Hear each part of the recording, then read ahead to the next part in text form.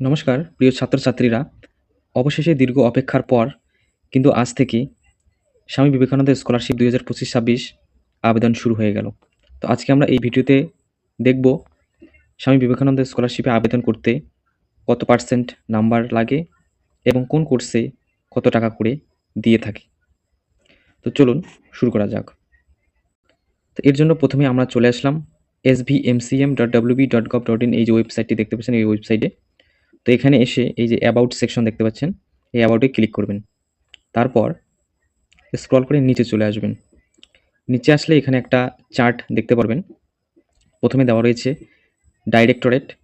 তো প্রথমে রয়েছে ডিপিআই, অর্থাৎ ডাইরেক্টরেট অফ পাবলিক ইনস্ট্রাকশন। তো এই দপ্তরের আন্ডারে জেনারেল কলেজ বা ইউনিভার্সিটিতে যে সমস্ত ছাত্রছাত্রীরা পড়ছেন তাদের আবেদন করতে হবে। তো আবেদন করার সময় এই রকম ডাইরেক্টরেট অনুসারে সেকশন করা রয়েছে বা ভাগ করা রয়েছে। তো আপনি যে ডাইরেক্টরেটের আন্ডারে পড়বেন সেই হিসেবেই কিন্তু আপনাকে ফ্রেশ অ্যাপ্লিকেশন করতে হবে। এরপর যারা মাইনরিটি ক্যান্ডিডেট রয়েছে তারা কিন্তু এই ওয়েবসাইট থেকে স্বামী বিবেকানন্দ স্কলারশিপ আবেদন করতে পারবে না। তাদের WBMDFCS scholarship.in এই যে ওয়েবসাইটটি লিঙ্ক এখানে দেওয়া রয়েছে, এই ওয়েবসাইট থেকে আবেদন করতে হবে। সহজভাবে বলতে গেলে ঐক্যশ্রী যে পোর্টাল রয়েছে সেখান থেকে মাইনরিটিদের স্বামী বিবেকানন্দ স্কলারশিপে আবেদন করতে হবে। তো প্রথমেই রয়েছে ইউজি, অর্থাৎ আন্ডার গ্র্যাজুয়েট আর্টস, অর্থাৎ যারা আর্টস নিয়ে আন্ডার গ্র্যাজুয়েট বা কলেজে পড়ছেন তাদের অ্যাটলিস্ট 60%, তাদের কিন্তু সর্বনিম্ন 60% নাম্বার পেতে হবে লাস্ট যে কোয়ালিফাইং এক্সাম রয়েছে, অর্থাৎ এইচএসএ। তারপরে দেখতে পাচ্ছেন তাদের যে টাকা দেওয়া হবে সেটা কিন্তু বলা রয়েছে 1000 টাকা প্রতি মাসে। তো এখানে মাসে দেওয়া রয়েছে, আপনারা বছরে কনভার্ট করে নেবেন। তো 1000 এক বছরে সেটা 12,000 হচ্ছে। তারপরে যারা কলেজে বা স্নাতকে কমার্স নিয়ে পড়ছেন তাদের জন্য 60% এবং বছরে 12,000 টাকা এবং মাসে 1000 করে। এবং যারা সায়েন্সে পড়ছেন কলেজে তাদেরও 60% এবং এদের যে টাকার পরিমাণ সেটা কিন্তু বেশি, 1500 টাকা মাসে, এবং এটাকে বছরে কনভার্ট করে নেবেন। তারপরে যারা আন্ডার গ্র্যাজুয়েট প্রফেশনাল কোর্স নিয়ে করছেন, প্রফেশনাল কোর্স বলতে ধরুন বিবিএ, বিসিএ এই ধরনের যে প্রফেশনাল কোর্সগুলো রয়েছে তাদেরও কিন্তু সর্বনিম্ন 60% নাম্বার লাগবে লাস্ট উত্তীর্ণ হওয়া বা কোয়ালিফাইং পরীক্ষায়, এবং এদেরও মাসে 1500 টাকা করে দেওয়া হবে। তারপরে দেখতে পাচ্ছেন পিজি, অর্থাৎ পোস্ট গ্র্যাজুয়েট স্নাতকোত্তর ডিগ্রি যারা আর্টস এবং কমার্স নিয়ে করছেন তাদের 53% করে নাম্বার লাগবে, এবং যারা কন্যাশ্রী K3 আবেদন করবেন তাদের কিন্তু 45% করে নাম্বার প্রয়োজন হবে, এবং এদের মাসিক 2000 টাকা করে দেওয়া হবে। এরপরে যারা পোস্ট গ্র্যাজুয়েট সায়েন্স নিয়ে করছেন, অর্থাৎ সায়েন্সের সাবজেক্ট নিয়ে করছেন তাদেরও 53% নাম্বার থাকতে হবে, এবং কন্যাশ্রী K3 যদি কেউ আবেদন করেন সেক্ষেত্রে 45% নাম্বার থাকতে হবে লাস্ট কোয়ালিফাইং এক্সামে। তো একটা কথা বলে রাখি, কন্যাশ্রী K3 কিন্তু এই ওয়েবসাইট থেকেই আবেদন করতে হয়, এবং এদের মাসে 2500 টাকা করে দেওয়া হবে। তারপরে সেম যারা পোস্ট গ্র্যাজুয়েট প্রফেশনাল কোর্স নিয়ে করছেন MCA বা MBA এই ধরনের কোর্সগুলো তাদেরও 53% নাম্বার লাগবে লাস্ট কোয়ালিফাইং এক্সামে, এবং মাসিক 2500 টাকা করে দেওয়া হবে। তারপরে যারা নন নেট এমফিল বা নন নেট পিএইচডি করছেন তাদের ডেট অফ এনরোলমেন্ট বা date of registration not before 1/4/2017 তাদের মাসিক 5000 থেকে 8000 টাকা দেওয়া হবে রেসপেক্টিভলি, অর্থাৎ এমফিল 5000 এবং পিএইচডি 8000 টাকা করে মাসিক দেওয়া হবে, এবং এদের কিন্তু কোনো পার্সেন্টেজ এখানে উল্লেখ করা নেই। এরপরে দেখতে পাচ্ছেন ডিএসসি, অর্থাৎ ডাইরেক্টরেট অফ স্কুল এডুকেশন।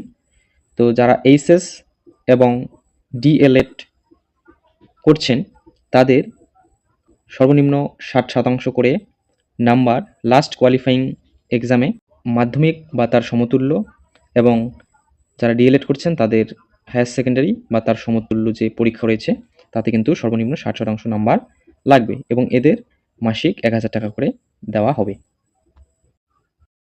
এরপরে দেখতে পাচ্ছেন ডিটিই, অর্থাৎ ডাইরেক্টরেট অফ টেকনিক্যাল এডুকেশন, অর্থাৎ ইঞ্জিনিয়ারিং যে পড়ুয়া রয়েছে তাদের জন্য আন্ডার গ্র্যাজুয়েট ইঞ্জিনিয়ারিং বা পোস্ট গ্র্যাজুয়েট ইঞ্জিনিয়ারিং অথবা অন্য যে প্রফেশনাল কোর্স রয়েছে ভোকেশনালের আন্ডারে অর্থাৎ AICTE অ্যাপ্রুভড, তাদের আন্ডার গ্র্যাজুয়েটদের জন্য 60% এবং 60% ইন ডিপ্লোমা কোর্স। যদি কেউ ভোকেশনাল এর আন্ডারে ডিপ্লোমা কোর্স করে সেক্ষেত্রেও 60% নাম্বার লাগবে এবং পোস্ট গ্র্যাজুয়েটের ক্ষেত্রে 55% নাম্বার কিন্তু লাগবে এবং এদের মাসে 5,000 টাকা করে দেওয়া হবে।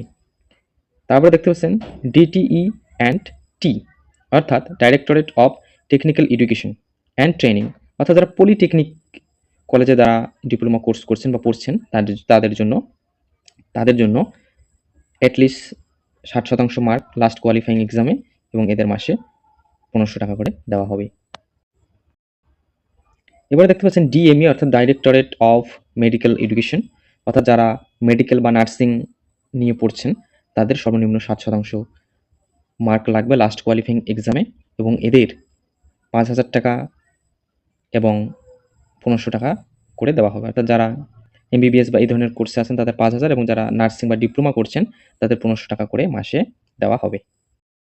এরপর যারা ট্রেনিং কোর্স যেমন BEd করছেন তাদের 53% নাম্বার লাগবে এবং পিজির জন্য 50% নাম্বার লাগবে। তারপরে এখানে ডিটেলসে দেওয়া রয়েছে, আপনারা চাইলে একটু পড়ে নিতে পারবেন।